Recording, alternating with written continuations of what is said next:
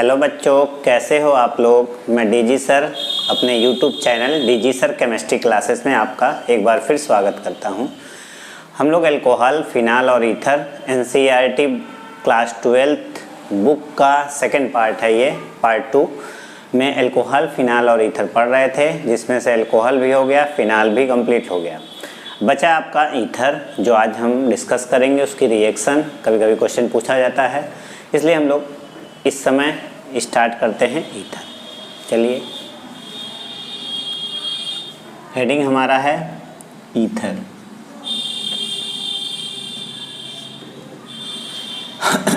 अगर ईथर को क्लासिफाई आप करिए तो दो टाइप से आप क्लासिफाई कर सकते हैं ईथर को। तो चलिए हम लोग क्लासिफाई कर देते हैं। एक होता है आपका सिंपल ईथर और एक होता है मिक्स्ड ईथर। तो जो सिंपल ईथर होता है, आप ROR मतलब दोनों साइड ईथर ग्रुप आप पहचानते ही होंगे। ये ग्रुप ईथर है, O के दोनों साइड, लेकिन अगर H लगा देंगे तो वाटर बन जाएगा, R लगाएंगे तब ईथर होगा। ये सिंपल ईथर है। इसका एग्जांपल जैसे R सेम, R का मतलब मेथिल एथिल कुछ भी ले लीजिए, या C2H5O, C2H5 सिंपल ईथर है। अगर हम मिक्स्ड ईथर की बात करें तो ये आपका मिक्स्ड ईथर है, या C6H5CH3, ये भी क्या है, मिक्स्ड ईथर। इस तरह से ईथर दो टाइप से होते हैं, सिंपल एंड मिक्स्ड ईथर। तो नाम भी आप जानते होंगे, dimethyl ether, diethyl ether, methyl ethyl ether या एथिल मेथिल ईथर भी बोलते हैं, फेनिल मेथिल ईथर। तो ये ईथर है। तो चलिए, अब ईथर को अगर हमको बनाना है, कैसे बना सकते हैं, प्रिपरेशन मेथड। ईथर को हम कैसे, डिफरेंट मेथड है पर कुछ इम्पॉर्टेंट मेथड है जिसको हम लोग डिस्कस करेंगे। चलिए, हम शॉर्ट में प्रिपरेशन मेथड को PMS बोलते हैं, मेथड ऑफ प्रिपरेशन। कैसे ईथर बनाते हैं। ईथर बनाने की कई मेथड है, पर हम पहला लेते हैं from alkyl halide. Alkyl halide से दो तरह से आप ईथर बना सकते हैं। कैसे कैसे, जैसे आप एल्किल हैलाइड ले लीजिए, कोई भी एल्किल हैलाइड, RX जिसको कहते हैं। एल्किल हैलाइड से जो बनाने का मेथड है, उसमें पहला मेथड है जिसको हम लोग कहते हैं विलियमसन सिंथेसिस। आप कह सकते हैं, बहुत पॉपुलर मेथड है, विलियमसन सिंथेसिस। इसमें होता क्या है, इसमें आप बहुत इंपॉर्टेंट रिएक्शन, एल्किल हैलाइड लेंगे और RONA लेंगे। इसको कहते हैं सोडियम एल्कोक्साइड। क्या कहते हैं, सोडियम एल्कोक्साइड। इसको क्या कहते हैं, एल्किल हैलाइड। क्या कहते हैं, एल्किल हैलाइड। RX है। एक चीज़ में खास बात ध्यान देना है, एल्किल हैलाइड आप 1 डिग्री ही लेंगे, और ये आप ले सकते हैं 1 डिग्री, 2 डिग्री एंड 3 डिग्री। ये मैकेनिज्म SN2 को फॉलो करता है। SN2 का मतलब ये हुआ, हम लोग पहले डिस्कस कर चुके हैं, बैक साइड से अटैक होगा। ये न्यूक्लियोफाइल है, अगर ये बैक साइड से अटैक करेगा तो इस पर स्टेरिक हिंड्रेंस यानी बाधा कम होना चाहिए, तब ये रिएक्शन होगी। ये SN2 को प्रोसीड करता है, इसलिए CH3Cl, और यहाँ तो आप कुछ भी ले लीजिए, C2H5। इसको बड़ा छोटा से कोई मतलब नहीं है, सेम भी ले सकते हैं, डिफरेंट भी। इसका नाम सोडियम एल्कोक्साइड है, इसका नाम सोडियम इथाक्साइड है। होगा क्या, Na और Cl तो ज़रूर निकलेगा, फिर क्या बन गया, CH3O C2H5। यहाँ कोई प्रॉब्लम नहीं है। अब अगर आपने इसको ले लिया एथिल या CH3Cl, इसको यही रखा है। इसको 3 डिग्री आप ले सकते हैं, 2 डिग्री भी ले सकते हैं।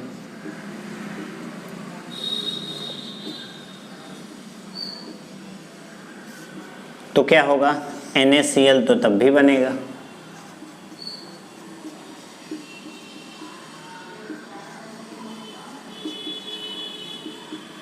कोई प्रॉब्लम नहीं। लेकिन अगर आप जरा सोचिए कि इसको 3 डिग्री ले लें तो क्या होगा। इसी रिएक्शन में अगर हमने इसको 3 डिग्री ले लिया, 3 डिग्री कैसे पता है, ये कार्बन कितने कार्बन से जुड़ा है, 3 कार्बन से जुड़ा है। अब कोई भी RONA ले लीजिए, सोडियम एल्कोक्साइड, 1 2 3 उससे मतलब नहीं है। तब इस केस में अब इसको अटैक करना है। अब 3 डिग्री होने की वजह से अटैक हो नहीं पाता है, तो ये बेस की तरह ट्रीट करने लगता है। और जब बेस की तरह ट्रीट करता है और थोड़ी सी हीटिंग देते ही हैं, एलिमिनेशन हो जाएगा। तो ये अल्फ़ा हो गया, ये बीटा हो गया। तो Cl यहाँ से जाएगा, H यहाँ से जाएगा, यानी ये विलोपन यानी एलिमिनेशन रिएक्शन को प्रोसीड कर देगा, यानी एल्कीन बनेगा। ये चीज़ बहुत इंपॉर्टेंट है, आपको ध्यान देना है। अगर इसको 1 डिग्री लिए हैं, इसको 1 2 3 कुछ भी ले लीजिए, तब तो आपको ईथर मिलेगा। लेकिन बाय द वे इसको आपने 3 डिग्री ले लिया, इसको 1 2 3 कुछ भी ले लीजिए, तो एल्कीन बन जाएगा। याद रहे ये चीज़ बहुत इंपॉर्टेंट है, कंपटीशन में भी कंफ्यूज करता है। इसको कहते हैं हम लोग विलियमसन सिंथेसिस। एल्किल हैलाइड से और भी मेथड है। सेकंड मेथड पे हम डिस्कस करते हैं। बी नंबर, आप ड्राई Ag2O ले से रिएक्शन करा दीजिए एल्किल हैलाइड की।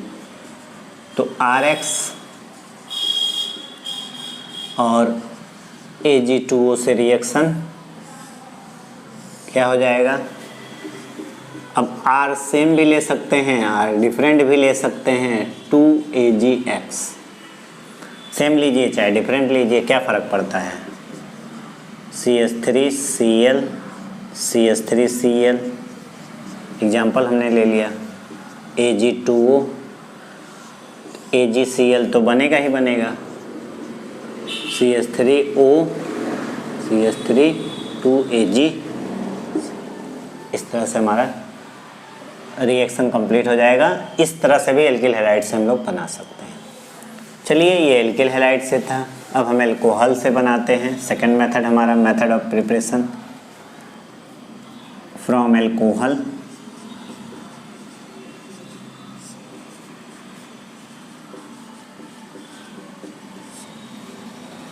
अब एल्कोहल से कैसे बनाएंगे। देखिए, एल्कोहल के लिए हमने पहले डिस्कस कर दिया है। अगर एल्कोहल का डिहाइड्रेशन कराते हैं तो हाई टेम्परेचर पर देते हैं 440 के आसपास केल्विन पर, तब तो एल्कीन बन जाएगा। बट अगर टेम्परेचर थोड़ा सा कम दिए तो 2 मोल आपस में रिएक्ट करके ईथर बन जाता है। इसको कंटिन्यूअस इथरिफिकेशन भी रिएक्शन कहते हैं। चलिए, हमें ईथर बनाना है, इसलिए इसी रिएक्शन को डिस्कस करते हैं। CH3 CH2OH, तब 2 मोल अपने आप लेगा वो, मतलब आप एक भी लेंगे तो आधा आधा रिएक्ट कर जाएगा। किसके प्रेजेंस है, कंसनट्रेटेड H2SO4 413 केल्विन टेम्परेचर है। तो हमने क्या बताया, वाटर निकल जाता है। CH3 CH2O CH2, इसको कहते हैं डाई मेथिल ईथर। देखिए, इस रिएक्शन में लैब मेथड भी है। इस रिएक्शन में खास बात है, एक बार आप एल्कोहल एथिल एल्कोहल डाल दीजिए, थोड़ा सा H2SO4 डाल दीजिए, फिर आप एथिल एल्कोहल डालते रहिए। H2SO4 उसमें है क्योंकि वो यूज होता है फिर निकल जाता है, मतलब ये कैटलिस्ट है। फिर आप उसको कम से कम H2SO4 देकर रिएक्शन को कंटिन्यू करा सकते हैं। इसलिए इस रिएक्शन का नाम है कंटिन्यूअस एथरिफिकेशन रिएक्शन। इसलिए इस रिएक्शन को क्या कहते हैं, कंटिन्यूअस एथरिफिकेशन। आप देख भी सकते हैं, जैसे अगर इसकी मैकेनिज्म देखेंगे, CH3 CH2OH, पहले मोल H2SO4 ने क्या किया, H प्लस दिया और HSO4 माइनस दिया। आप चाहें तो इसको इससे अटैक करा दीजिए।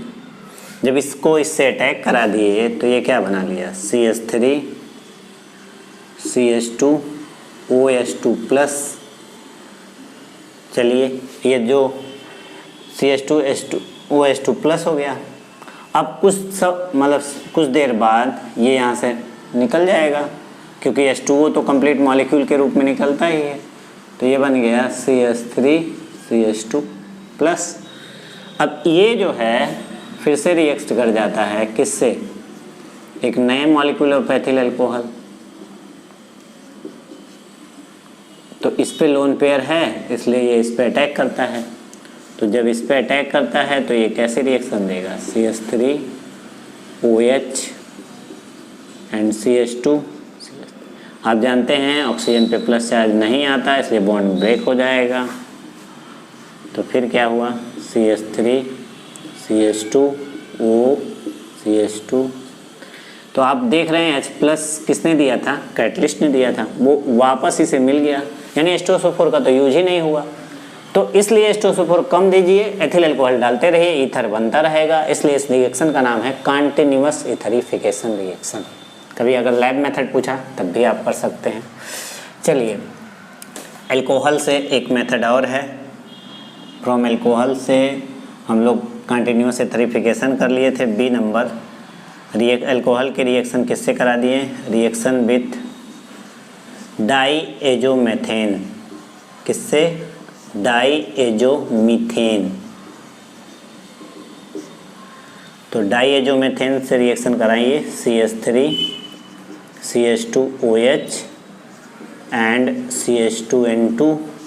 जब आपस में हीट करने पर ये फ्री रेडिकल रिएक्शन करता है और CH2 आके यहाँ इंसर्ट कर जाता है।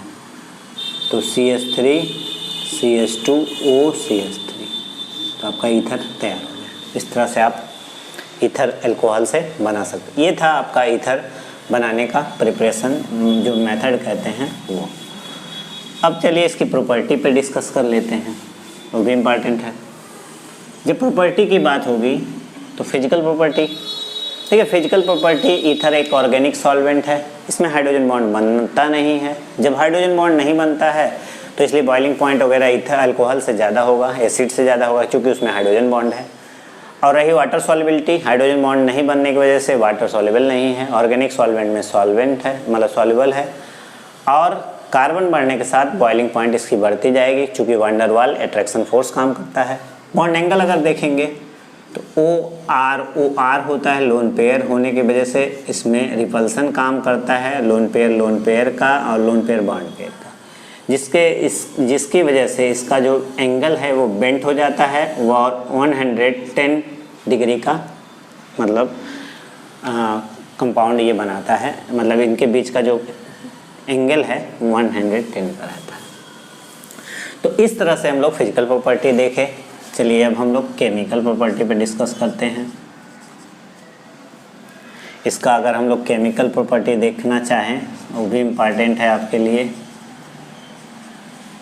केमिकल प्रॉपर्टी, तो ये सबसे इम्पॉर्टेंट केमिकल प्रॉपर्टी, पहला रिएक्शन विथ किसके साथ, एयर। किसके साथ, एयर के साथ, बहुत ही इम्पॉर्टेंट। कोई भी ईथर हो, इसलिए हमने लिखा ROR। अब ROR का मतलब आप अच्छे समझ रहे हैं, हाफ O2, एयर ले लीजिए, सनलाइट ले लीजिए। तो ये क्या होगा, आपस में रिएक्ट करके परऑक्साइड बनाता है। क्या बनाता है, परऑक्साइड, परऑक्साइडिक बॉन्ड। इसको कहते हैं हम ईथर परऑक्साइड। क्या कहते हैं, ईथर परऑक्साइड। ये बहुत एक्सप्लोसिव होता है। क्या होता है, एक्सप्लोसिव। एक्सप्लोसिव मतलब एक्सप्लोड कर जाता है। तो कहीं कहीं क्लोरोफार्म के जगह स्थान पर ईथर परऑक्साइड का यूज करते हैं एनेस्थीसिया के रूप में। तो अगर ये एक्सप्लोसिव हो गया यानी परऑक्साइड बन गया, तो आपके एनेस्थीसिया में जब यूज होगा और अगर एक्सप्लोड कर गया तो आपकी नसें भी फट जाएंगी। इसलिए इसको यूज करने से पहले ये चेक करना होता है कहीं ये परऑक्साइड बनाया तो नहीं है। इसको चेक करने के लिए करते क्या हैं, ईथर परऑक्साइड नहीं बनना चाहिए, और इसको चेक करके ही एनेस्थीसिया की तरह यूज कर सकते हैं। तो कैसे चेक करेंगे, सबसे पहले हम लोग सॉल्यूशन में जो ईथर का सॉल्यूशन है, क्योंकि वो सनलाइट पाते ही ईथर परऑक्साइड अपने आप बना लेगा, ऑक्सीजन की कमी है नहीं एयर में। तो Fe+2 यानी FeSO4 डालते हैं, उसमें Fe की ऑक्सीडेशन स्टेट क्या होती है +2, और चूँकि ये है फार्मूला FeSO4 का, अगर देखेंगे तो इस पर +2 इस पर -2 यानी +2 है Fe पे।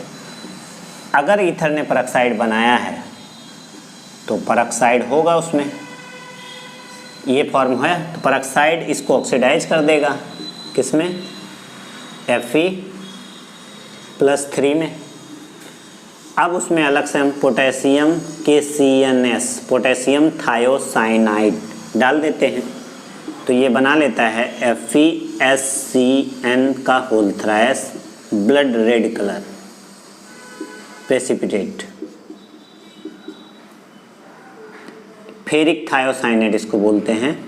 इसके वजह से अगर ये ब्लड रेड प्रेसिपिटेट आया तो जाहिर सी बात है कि परऑक्साइड बना होगा, क्योंकि परऑक्साइड ही Fe+2 को Fe+3 में ऑक्सीडाइज किया होगा, और अगर Fe+3 ना बनता तो इससे रिएक्ट भी नहीं होता, क्योंकि +2 इससे रिएक्ट नहीं करता है।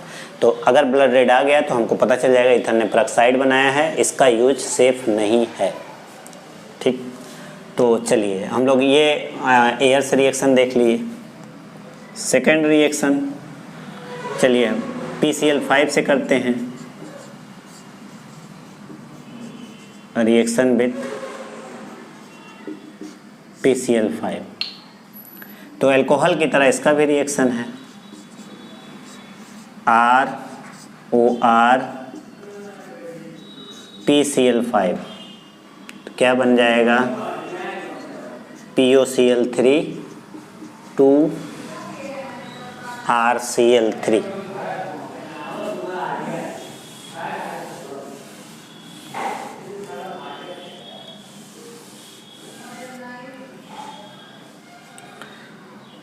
अगर हम इसकी रिएक्शन ईथर की, चलिए डाईएथिल ईथर लेते हैं,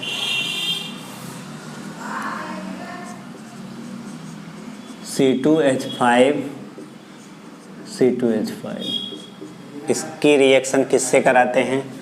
अगर आपने P2O5 से करा दिया या Al2O3 से कराया तो ये डिहाइड्रेट करेगा, और जब डिहाइड्रेट करेगा तो H2O निकलेगा, तो एक H यहाँ से एक H यहाँ से, बचा क्या C2H4 और H2O निकला, माना ये सब क्या है डिहाइड्रेटिंग एजेंट है, वाटर निकाल लेंगे, तो C2H4 2 मोल बना।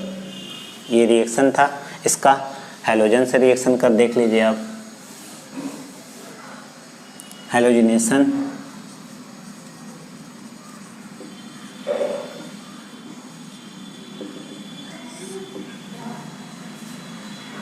हैलोजिनेशन में दो तरह का हैलोजिनेशन है, एक डार्क में एक लाइट में।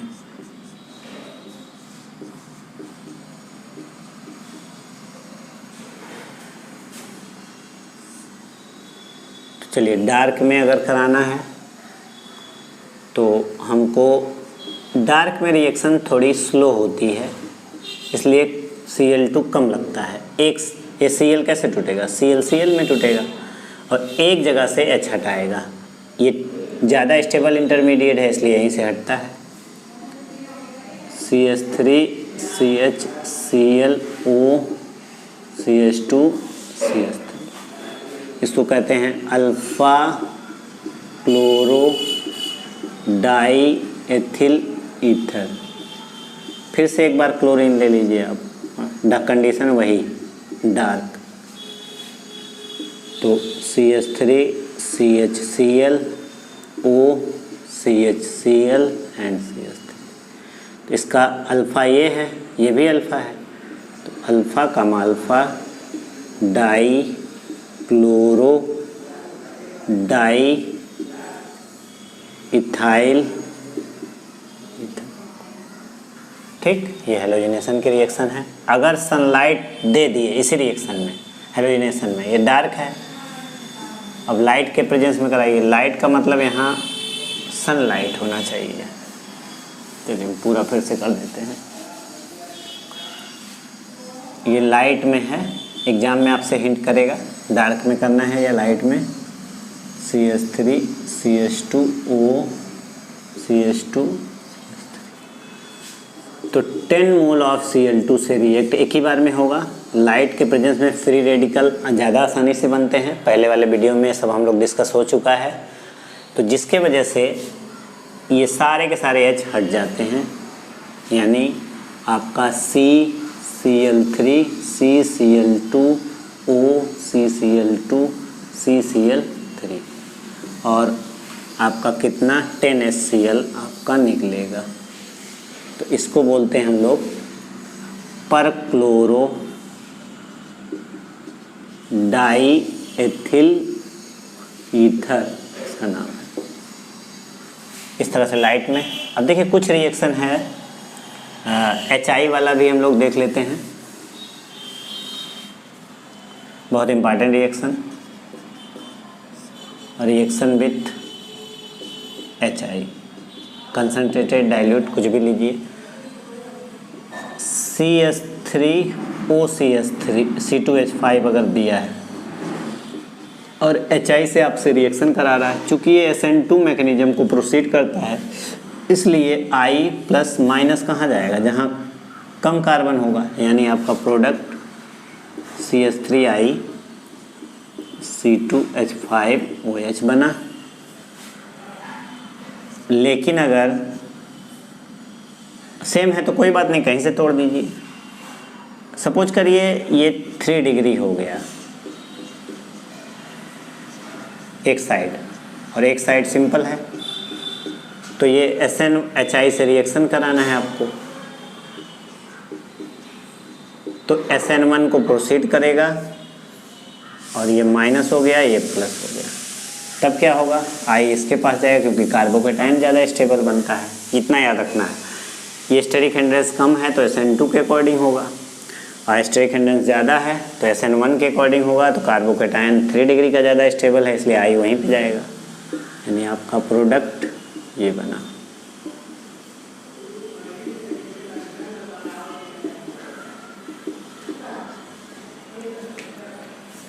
अगर यही फिनिल की बात कर दें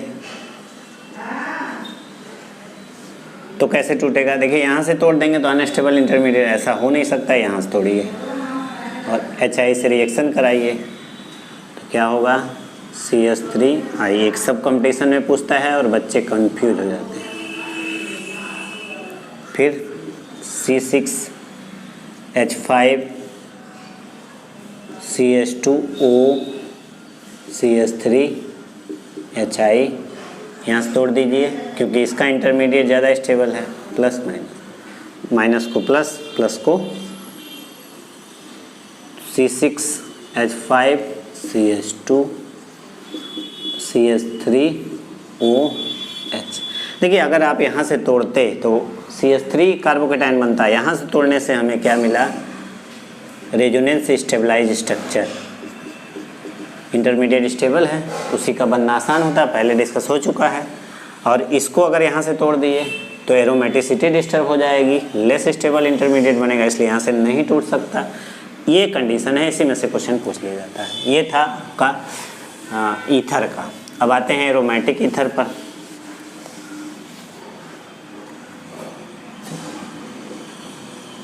केमिकल प्रॉपर्टी तो कंप्लीट हो गया, अब डिस्कस करते हैं हम लोग रिएक्शन एरोमेटिक ईथर का।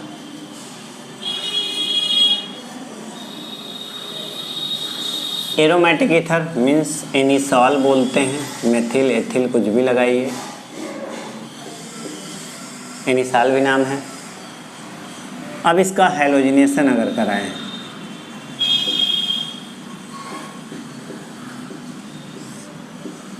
तो OCH3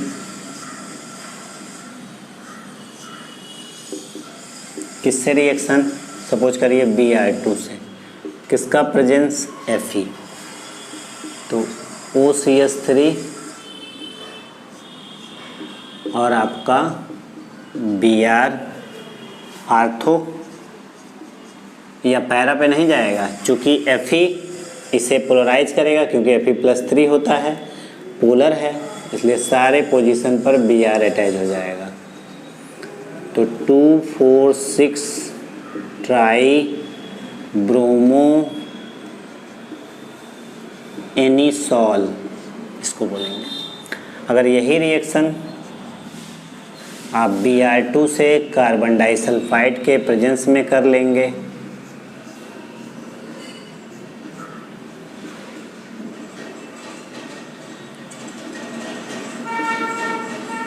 OCH3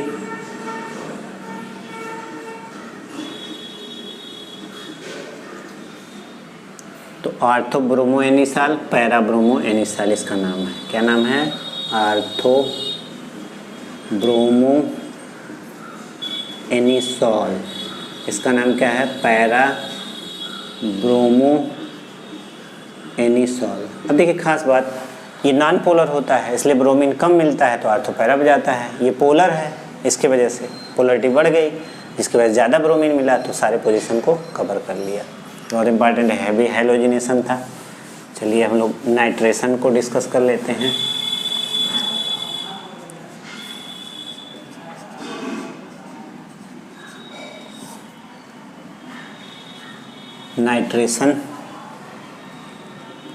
नाइट्रेशन किससे कराते हैं आप? Concentrated H2SO4 and concentrated HNO3। Concentrated H2SO4 and concentrated HNO3। तो होगा क्या, पहले भी हम लोग डिस्कस किए, NO2 प्लस इलेक्ट्रोफाइल बनता है। सभी पोजीशन इसमें कवर नहीं होगा, आर्थो पैरा पे जुड़ेगा। NO2 ऑर्थो पे, OCH3 NO2 पैरा पर। तो आर्थो नाइट्रोएनिसाल, पैरा नाइट्रोएनिसाल। अगर हमको सल्फोनेशन कराना है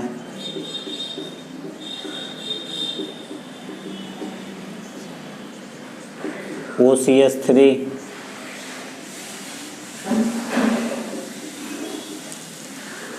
कंसनट्रेटेड H2SO4 लीजिए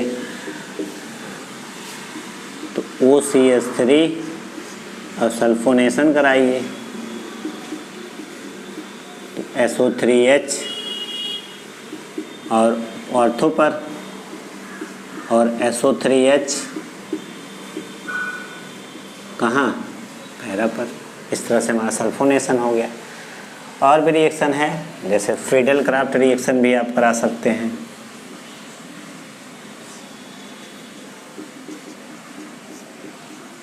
तो उसमें भी आप जानते हैं दो रिएक्शन हैं, एल्काइलेशन और एसाइलेशन। अगर एल्काइलेशन कराना है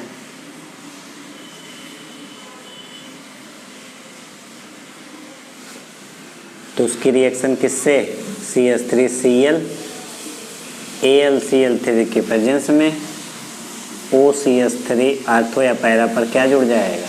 CH3 ग्रुप। क्या जुड़ेगा?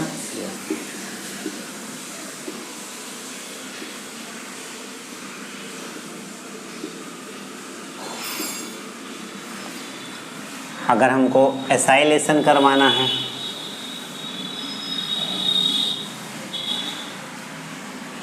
एसाइलेशन वो भी हम आराम से करा सकते हैं। किससे रिएक्शन?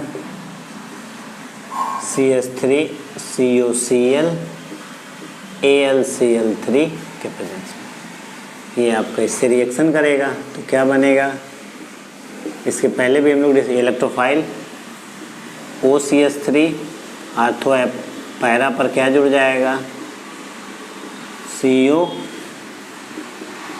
OCH3 आर्थो पैरा पे क्या जुड़ जाएगा? CO। ये था आपका कंप्लीट ईथर का पैकेज। इस लेक्चर में हमने पूरा ईथर आपको डिस्कस कर दिया। इसके बाहर आपको कहीं नहीं पूछा जाएगा, चाहे कंपटीशन ही क्यों ना हो। तो अगर वीडियो आपको पसंद आ रहा है तो लाइक सब्सक्राइब करना ना भूलें। Thank you for watching my video.